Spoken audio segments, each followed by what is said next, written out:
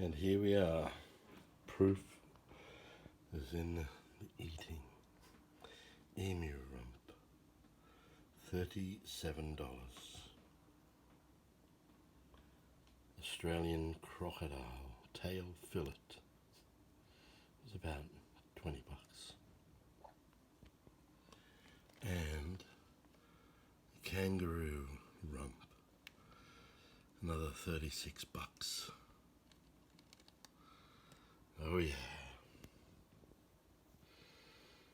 We're going to do the coat of arms with a little surprise. Get some footage.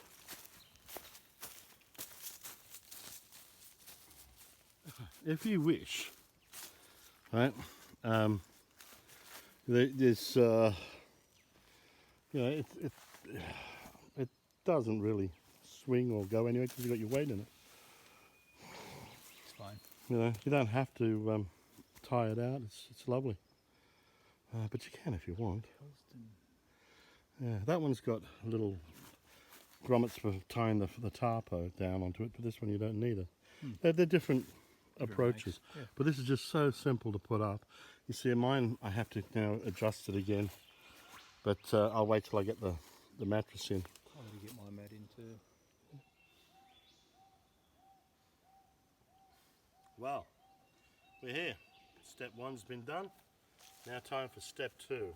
And because we're doing the coat of arms this weekend as our cooking challenge, I'm going to try a Ned Australian whiskey and call it Whisky. There you go, for the Geordies. You know it makes sense, Mandingo. Cheers.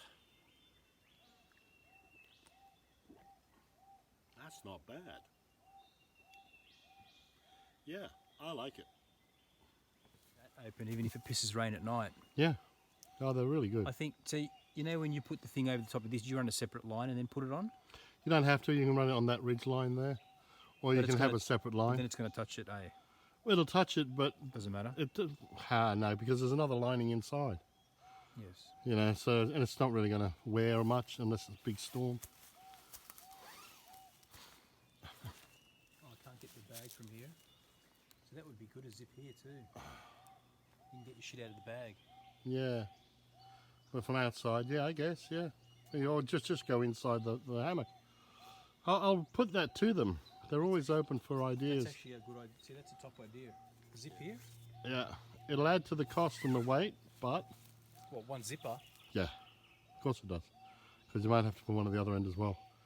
But one zipper will add to weight and it will add to cost. It's another machining, another process. But that's all right. They may be able to save money elsewhere. And here's my haven. That's my tip for them. Because then I can put my bag in there and access it, have a look, and that's it. Yeah, exactly. And some tie down points on these little tips. Yeah. Maybe not. Probably not. I don't think you need it. Probably not. Because of the way the design is, even in heavy winds, you don't move much. Your weight's low. Yeah, this thing's very different. This rocks longer and more. Well, I'll see, because anyway, I'll sleep in it, see what it's like tonight. Sure. Give it a go. Meanwhile, we've got the rest of our camp to set up. All right. What have I got in here? Okay, chef, get down through here.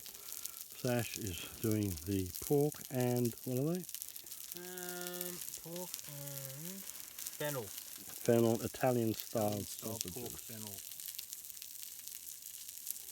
Oh, jeez. We have Ground people pork, up in our red wine. toilet. Fragrant fennel seeds and a hint of garlic. That's what you want, just a hint. Very fancy. Mm.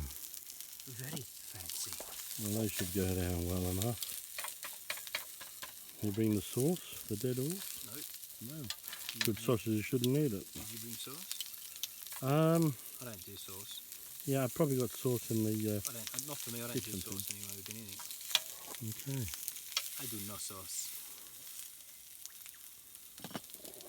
We're going to tick over slowly, it's going to take a while.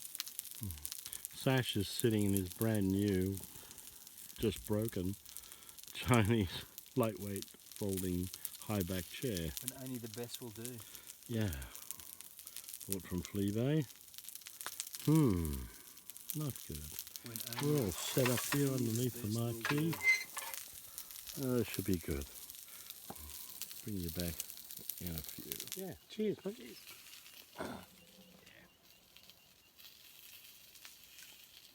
That's not bad. Not bad at all. Not bad at all. G'day. It's nearly 9 o'clock, we're having an early night. It's quite warm in this Haven XL. Unfortunately, the zippers, all the tension is on the zippers, and the one on the that side jumped and split. I've had it fixed, but this one on that side, it's very tense as it gets to the end there, and can't close it fully. And then of course I've got the sides down, so it's very muggy, there's no air going through. I don't feel like getting up and tying them out, but I might have to do that so I don't get rained on, but I get some air through. See how we go. It's going to be a long night, so I have plenty of time to check it out. Stay tuned. Right, due to my daughter falling off her horse, we had to cancel the camping trip, but we still have to cook the coat of arms, kangaroo and emu. So I'm going to lightly pan braise them and add a little bit of salt and vinegar. Salt and pepper. Let's see how that goes, shall we? So, just doing it lightly either side. I'll do it like medium at best.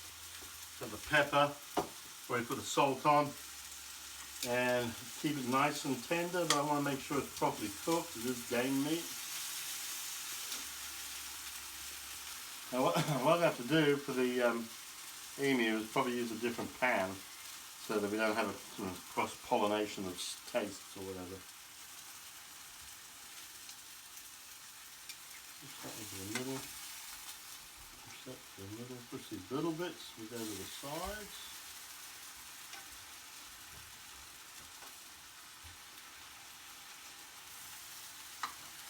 It all looks very yummy, scrumptious, tender.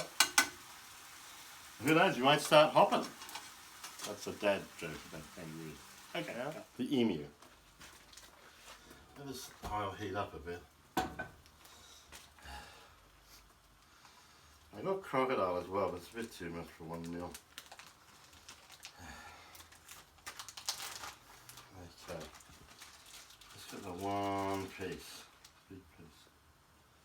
There we go. That hasn't heated up much yet. I'll put the blood in the dog's bag.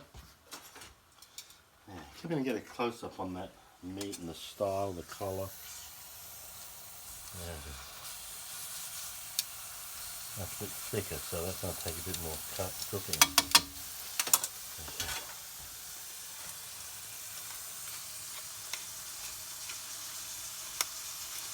And then now pepper now.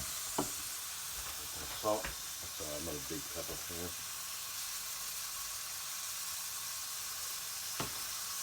I butterflied the emu because it's so thick. Hopefully that'll speed up the cooking a bit. See the difference in colour and texture from the kangaroo. See how it goes with taste. I'll just put the plates in the microwave and warm them up. Anyways, it's based off straight. Here we are.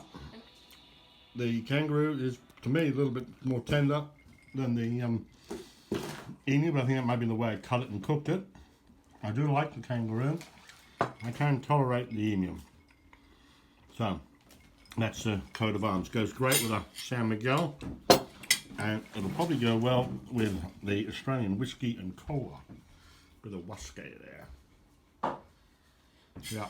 Now, stay tuned for when you try the crocodile.